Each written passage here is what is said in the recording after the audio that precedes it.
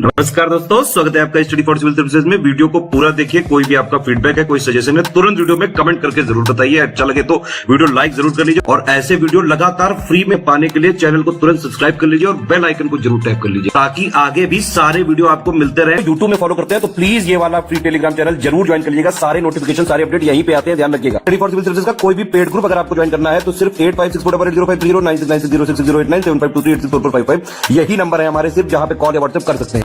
Instagram पे हमारा page जरूर फॉलो कर लीजिएगा, स्टडी फॉर सिविल .सर्विसेज है। ट्विटर पे हमको जरूर फॉलो कर लीजिएगा, @study for civils है। सारे क्वेश्चन अटेम्प्ट करिए और स्कोर अपना तुरंत कमेंट करके बताइए।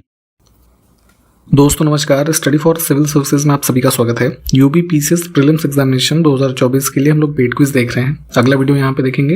एग्जामिनेशन के बारे में कई तरह की बातें चल रही हैं, है ना। एग्जामिनेशन देखिए आपका कभी भी हो, आप लोग पढ़ाई को मत छोड़िएगा, ठीक है। लगातार पढ़ते रहें। इस क्रम में ये सीरीज काफ़ी इफेक्टिव है आपके लिए, काफ़ी एक्सपेक्टेड क्वेश्चन हैं, तो इनको भी फॉलो करते चलें। और जो भी क्वेश्चन हम देखें साथ के साथ उसके बारे में जो फैक्ट्स हैं आधे एक घंटे में रिवाइज करें, तो इससे ये चीज़ें आपको अच्छे से याद हो जाएंगी, ठीक है। इन्हीं सब बातों के साथ स्टार्ट करते हैं फर्स्ट क्वेश्चन के साथ आज का वीडियो। पूछा गया हमसे, भारत के संविधान के किस अनुच्छेद में कहा गया है कि राष्ट्रपति के द्वारा नियुक्त किए जाने वाले भाषाई अल्पसंख्यकों के लिए एक विशेष अधिकारी होगा, है ना। स्पेशल ये ऑफिसर फॉर लिंग्विस्टिक माइनॉरिटी, है ना। तो जो भी हमारे भारत में इस तरह के समूह के लोग हैं उनके कह सकते हैं उनसे संबंधित जो मैटर्स हैं, है ना, उसके सेफ गार्ड करने से मामलों की इन्वेस्टिगेशन करेंगे ऐसे स्पेशल ऑफिसर और रिपोर्ट करेंगे प्रेसिडेंट को, ठीक है। तो ये दिया गया है आर्टिकल 350B में। मुगल शासन के दौरान पंचायतों का नेतृत्व एक मुखिया के द्वारा किया जाता था। जैसे वर्तमान में उत्तर प्रदेश की हम बात करें तो जो पंचायत 3-4 गांव से मिलकर के एक बनती है, तो उसका प्रमुख जो इलेक्टेड होता है उसको प्रधान बोलते हैं, ठीक है। हरियाणा में जैसे सरपंच बोलते हैं, तो वैसे ही मुगल काल के दौरान जो ये होता था इसको मुकद्दम कहते थे, ठीक है। Option B. देखिए सेंसस 2011 का ही आंकड़े अभी पढ़ने पड़ेंगे क्योंकि नया सेंसस हुआ नहीं है। तो इसके अनुसार हिंदुओं और मुसलमानों के बाद भारत में तीसरा सबसे बड़ा धार्मिक समूह, हिंदूज की पॉपुलेशन थी अराउंड 79.8%, है ना, अगर हम 100% में से देखें, ठीक। और मुस्लिम्स की थी जो है 14.2 और क्रिश्चियन थे उसमें 2.3%, है ना। नेक्स्ट है, इनमें से कौन सा अधिनियम 1919 में पारित हुआ था जिसमें ब्रिटिश सरकार को किसी भी व्यक्ति को बिना मुकदमे के अदालत में गिरफ्तार करने और कैद करने के लिए अधिकृत किया गया था। तो रॉलेट एक्ट है ये, है ना। इसी के लिए आगे चल करके जो जलियांवाला बाग हत्याकांड वगैरह हुआ, तो सारे इवेंट्स रिलेटेड हैं। ऑप्शन इसमें चुनेंगे हम कौन सा, बी। नेक्स्ट है, भारत का पहला आयुर्वेदिक कैफे सोमा आयुर्वेदिक किचन जिसका नाम है किस शहर में खोला गया है, ठीक है। तो जो है आयुर्वेदिक विधियों से जो है प्रिपरेशन वगैरह होती है यहाँ पे, न्यू दिल्ली में खोला था ये, ऑप्शन डी, है ना, मार्च 2024 में। जैसे हमने पहले आपको बताया था 3D printed temple in India, है ना, तो वो कमेंट करके बताइएगा कहाँ पे वो बनाया गया था, ठीक। वैसे ही दुनिया की पहली 3D प्रिंटेड मस्जिद कहाँ पे बनाई गई थी, तो ये सऊदी अरब में। 2024 का संगीत कला निधि पुरस्कार से सम्मानित किए जाने वाले व्यक्ति का नाम बताना है। तो ये कार्नेटिक म्यूजिक के लिए, है ना, जो है दिया गया था TM कृष्णा को, ठीक, चेन्नई में। Option B. हाल ही में जो है किस राज्य में देश का पहला ऑयल पाम प्रोसेसिंग संयंत्र शुरू किया गया है, ठीक है। पाम ऑयल होता है तो उसके रेफरेंस में पहला ऐसा प्रोसेसिंग प्लांट लगाया गया था इसमें लोअर दिबांग वैली डिस्ट्रिक्ट है अरुणाचल प्रदेश में, ठीक। 2024 का वुमेन प्रीमियर लीग आयोजित हुआ, उसके संबंध में कौन सा युग्म सुमेलित है। ये रॉयल चैलेंजर बैंगलोर वाली टीम जीती थी। और अन्य जो तथ्य हैं, पर्पल कैप, ऑरेंज कैप और मोस्ट वैल्यूएबल प्लेयर, ठीक है, ये तीनों ही ठीक हैं। स्विस संगठन एक है IQ एयर, काफ़ी इंपॉर्टेंट डेटा ही होता है। विश्व वायु गुणवत्ता रिपोर्ट 2023 के अनुसार दुनिया की सबसे प्रदूषित राजधानी, तो जितने भी देश हैं उनमें से जितने भी कैपिटल है उनकी, तो सबसे प्रदूषित कैपिटल रही दिल्ली, ठीक है। Option B. हाल ही में वैज्ञानिकों ने किस ग्रह पर नोक्टिस नामक एक विशाल ज्वालामुखी की खोज की है। रेड प्लैनेट के नाम से वैसे भी हमारा जाना जाता है, कौन सा, मार्स, ठीक। तो यहीं पे ये खोजा गया था। नेक्स्ट है, हाल ही में प्रसिद्ध मलयाली कवि प्रभा वर्मा को उनके किस उपन्यास के लिए 33वें सरस्वती सम्मान 2023 के लिए चुना गया था? तो ध्यान रखेंगे, जो है लिटरेरी अवार्ड होता है सरस्वती सम्मान, और इनका नॉवेल है रौद्र सात्विकम। ठीक, नाम ध्यान रखिएगा, ये पूछा जा सकता है। अभी लास्ट ईयर के एग्जाम्स में भी इस तरह के अवार्ड्स पूछे गए हैं। नेक्स्ट है, हाल ही में भारत के पहले इंडोर एथलेटिक्स सेंटर का उद्घाटन किस शहर में किया गया? तो ये जो है कलिंग स्टेडियम है भुवनेश्वर में, है ना। मार्च में यहाँ पे इनॉग्रेट किया गया था वहाँ के जो चीफ मिनिस्टर थे तब, नवीन पटनायक, उनके द्वारा। ठीक, तो उड़ीसा। कुछ हमारे पास सब्सटेंसेस हैं, उसका यूज़ कहाँ होता है? दो सूची इस बारे में है, उसको मैच करना है। एसीटोन का यूज़ करते हैं जो ये नेल पेंट वगैरह होता है ना उसमें। कार्बन टेट्राक्लोराइड को यूज़ करते हैं जो फायर एक्सटिंग्विशर होते हैं, अग्निशामक आग बुझाने वाले संयंत्रों में। हाइड्रोजन पेरोक्साइड है ना, तो एक लिक्विड सा होता है वाइट वाइट, ये जैसे घाव वाव हो जाते हैं ना तो उसको क्लीन करने के लिए उसमें यूज़ करते हैं, मतलब उस लिक्विड में होता है। और लिक्विड अमोनिया, तो ये जो हमारे रेफ्रिजरेंट्स होते हैं, जैसे मतलब घर का फ्रिज ले लीजिए, है ना, तो उसमें यूज़ होता है ये। तो कोड क्या बना? 2 1 3 4।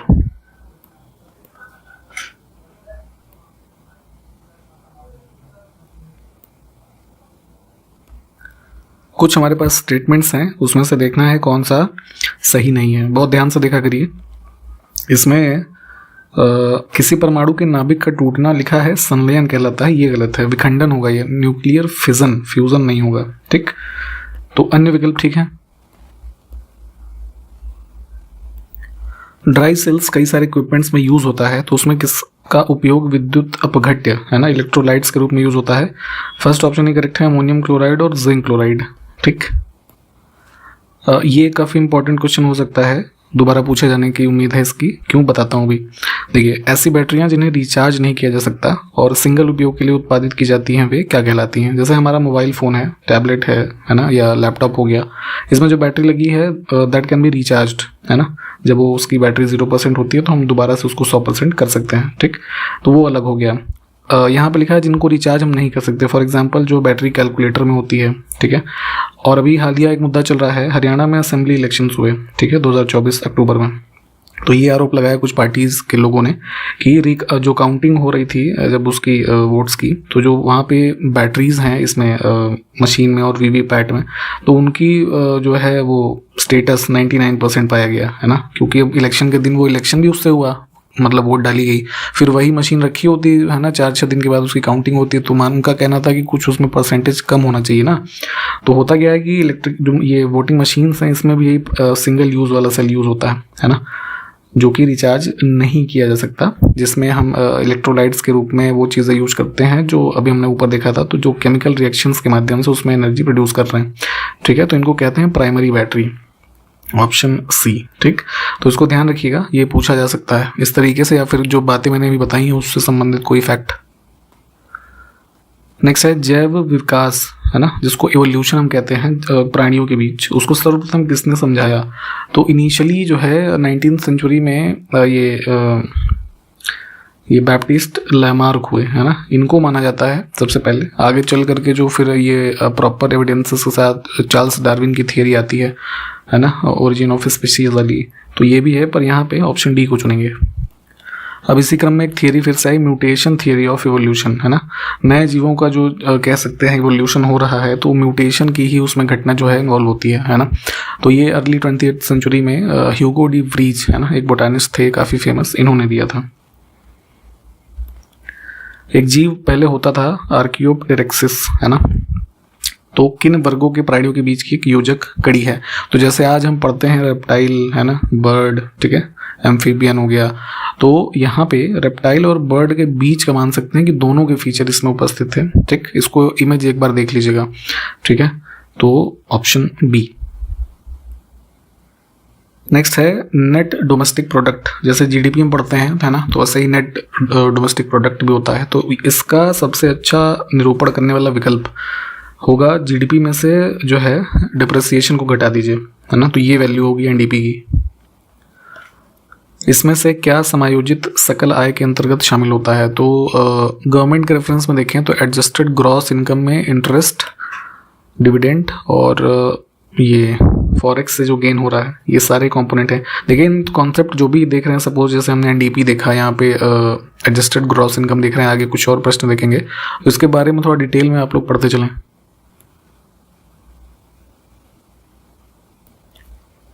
नेक्स्ट है कौन सा कारक इसमें आर्थिक विकास को प्रभावित करने वाला एक गैर आर्थिक कारक है ना। इकोनॉमिक डेवलपमेंट में किसी देश का गवर्नेंस है ना, या पॉलिटिकल स्टेबिलिटी है ना, काफ़ी इंपॉर्टेंट रोल प्ले करता है, बट ये जो है नॉन इकोनॉमिक फैक्टर होता है, वही यहाँ पे पूछा गया था। ठीक है, सॉइल और जो हमारा टेरेन है किसी पर्टिकुलर एरिया का है ना, जैसे सपोज प्लेट्यू वाले एरिया हो गए या डिजर्ट वाले, तो वो इकोनॉमिकल फैक्टर्स हैं माने जाते हैं, बट गवर्नेंस नहीं होगा, केवल एक। इसमें से कौन सा विकल्प आर्थिक विकास को सही ढंग से परिभाषित कर रहा है। तो जैसे सपोज इंडिया के रेफरेंस में हम इकोनॉमिक डेवलपमेंट देखें तो जीडीपी का हमारा साइज है ना, यानी कि जो आउटपुट है वो कितना अच्छा है, प्लस उसके साथ साथ इकोनॉमिक वेलफेयर भी हो रहा हो, है ना। अभी हमने जैसे ऊपर ही देखा नॉन इकोनॉमिक एलिमेंट है ना, अनार्थिक तत्व, तो इसमें कौन कौन से शामिल होते हैं इसमें, तो यहाँ पे जितने भी विकल्प में नाम लिखे हैं ये सारे ही हैं, देख लीजिए एक बार। इंडियन इकोनॉमी का जो है क्या स्वरूप है, हम ये कह सकते हैं यहाँ पे जो चीज़ पूछी गई है। ठीक है, तो हमारी इकोनॉमी है मिक्स्ड इकोनॉमी। कोई इसको परिभाषित करेगा, कमेंट करके बताइए। ये चीज़ें हमने पहले आपको बताई हुई हैं। और विश्व के तमाम देशों के रेफरेंस में देखें तो भारतीय अर्थव्यवस्था को किस रूप में जाना जा सकता है, तो अभी हम डेवलपिंग इकोनॉमी है ना, जैसे अमेरिका वगैरह क्या है, डेवलप्ड इकोनॉमी है। ठीक, विश्व का एकमात्र देश कौन सा है जिसने आधिकारिक रूप में सकल राष्ट्रीय खुशहाली इसको देश की प्रगति का माप घोषित किया है। जैसे मेनली विश्व में सब लोग अपने देश अपने जीडीपी पे फोकस करते हैं, तो इसी क्रम में भूटान हमारा जो पड़ोसी देश है वहाँ के जो है 4th किंग थे ये, है ना, चौथे, ये JS वांगचुक इनका नाम था। ठीक, तो इन्होंने बताया कि ग्रॉस नेशनल हैप्पीनेस ये ज़्यादा इंपॉर्टेंट है, मतलब लोग खुश होने चाहिए डिस्पाइट कि ये जीडीपी क्या है वो अलग की बात है। ठीक है, तो जीडीपी के रेफरेंस में जो ये टर्म कॉइन किया, इंट्रोड्यूस कराया, तो ये है भूटान। ठीक, तो ध्यान रखेंगे।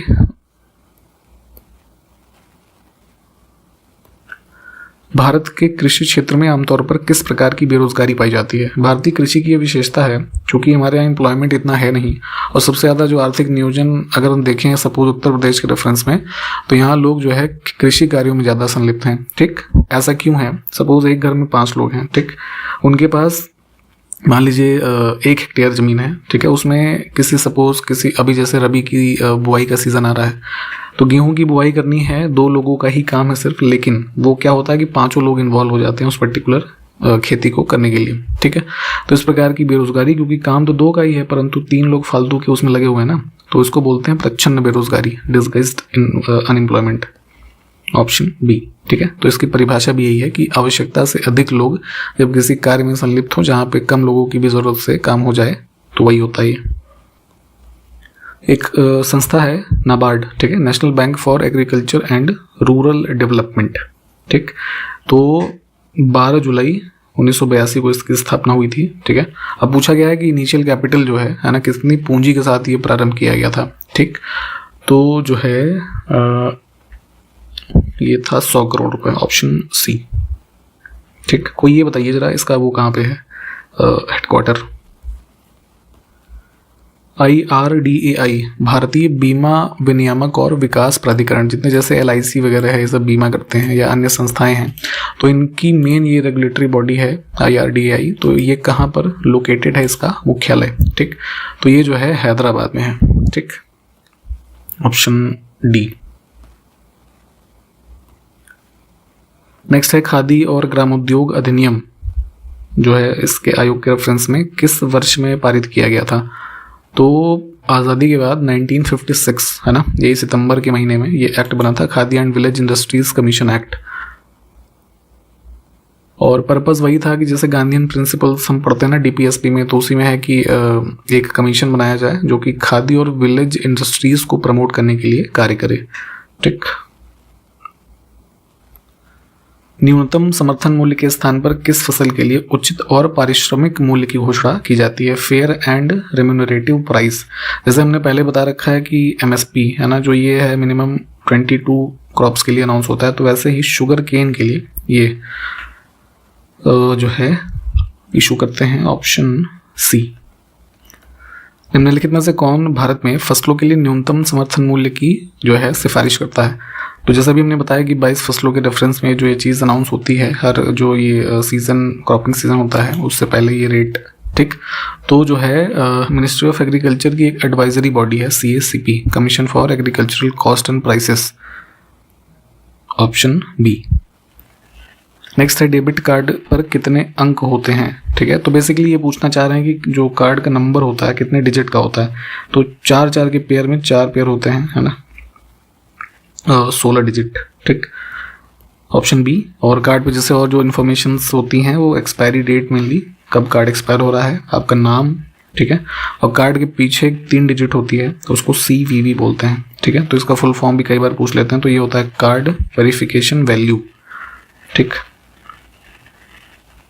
नेक्स्ट है बुरी मुद्रा अच्छी मुद्रा को चलन से बाहर कर देती है, इस नियम के प्रतिपादक कौन थे? इकोनॉमिक कॉन्सेप्ट एक ये दिया गया था, ग्रेशम्स लॉ बोलते हैं इसे, ठीक है, थॉमस ग्रेशम के द्वारा, ठीक। थोड़ा सा इसको समझ लेते हैं क्या होता है। बेसिकली ये कॉइन के बारे में था, है ना।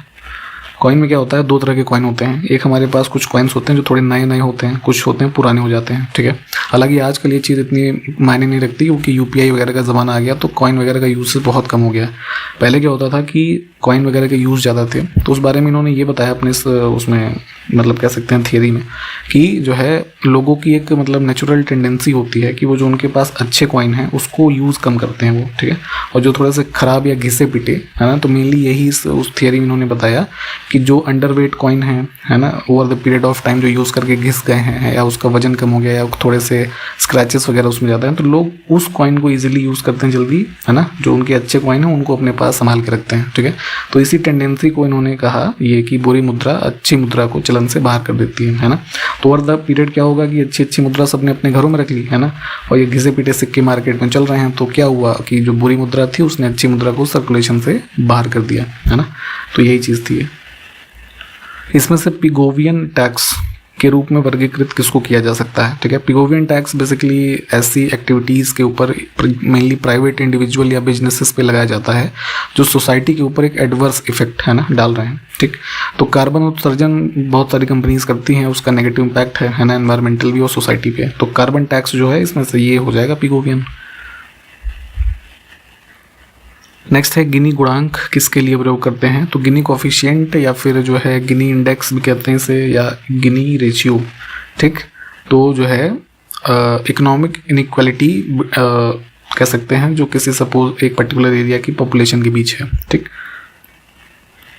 एक इकोनॉमिक कॉन्सेप्ट है अपॉर्चुनिटी कॉस्ट, लागत का सिद्धांत, ये किसने दिया था? ठीक है, तो जो है ये गॉटफ्रीड हैबरलर, ऑप्शन डी। ठीक, अगला है मांग के नियम के अनुसार जब किसी वस्तु की कीमत में वृद्धि होती है तो उसकी मांग की गई मात्रा में क्या होगा? प्राइस बढ़ेगा तो डिमांड घटेगी इसकी, है ना, ऑप्शन बी। निम्नलिखित में से कौन सी प्राथमिक गतिविधि नहीं है? इकोनॉमिक एक्टिविटीज के रेफरेंस में 3 हम ये देखते हैं, जो है प्राइमरी, सेकेंडरी, टर्शरी मेनली, है ना, कॉर्पोरेट सेक्टर भी देखते हैं। तो प्राइमरी में मेनली क्या है? एग्रीकल्चर से संबंधित एक्टिविटीज़। सेकेंडरी में इंडस्ट्रियलाइजेशन एंड कंस्ट्रक्शन वगैरह आ जाएगा। थर्ड में जो टर्शरी है इसमें मेनली सर्विसेज आती हैं। ठीक है, और कॉर्पोरेट यानी कि जो फोर्थ है उसमें मेनली रिसर्च वगैरह की चीज़ें। तो कंस्ट्रक्शन प्राइमरी नहीं हुआ ना, सेकेंडरी हो गया। किस राज्य ने सर्वप्रथम अंत्योदय योजना प्रारंभ की थी? पुअर फैमिलीज जो थी विलेजेस में, उनको लाइवलीहुड के रेफरेंस में हेल्प करने के लिए ये स्कीम जो है संबंधित थी। तो सबसे पहले वर्ष 2000 में ये इम्प्लीमेंट हुई थी राजस्थान स्टेट में। सार्वजनिक क्षेत्र के उद्यमों के निजीकरण को सार्वजनिक क्षेत्र के उपक्रमों की इक्विटी का हिस्सा जनता को बेचना किस रूप में जाना जाता है? पब्लिक सेक्टर एंटरप्राइजेज जो भारत में है उसका कोई भी पार्ट इक्विटी के रूप में, है ना, सेल आउट करना डिसइन्वेस्टमेंट होता है। इसके लिए भारत सरकार का एक जो है डिपार्टमेंट भी बनाया गया था। ठीक, दीपम।